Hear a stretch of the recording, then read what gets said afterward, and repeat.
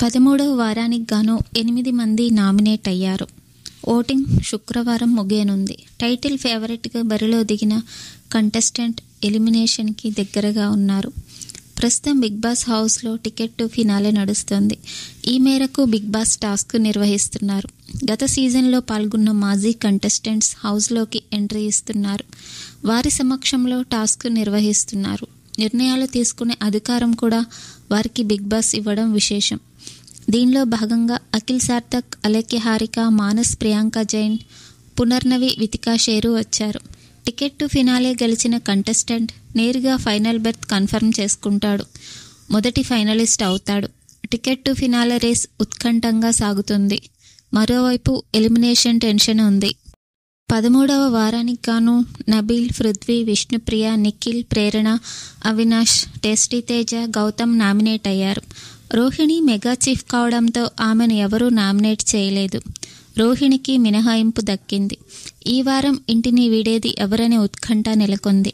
ఓటింగ్కి ఇంకా ఒకరోజు సమయం మాత్రమే ఉంది.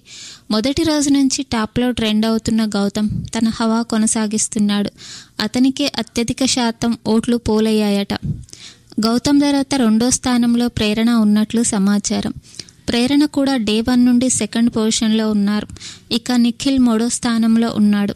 కాగా టైటిల్ ఫేవరెట్ అంటూ ప్రచారం అవుతున్న నిఖిల్ మూడో స్థానానికి పరిమితం కావడం ఊహించని పరిణామం. ఇక టేస్టీ తేజ 4వ స్థానంలో ఉన్నాడట.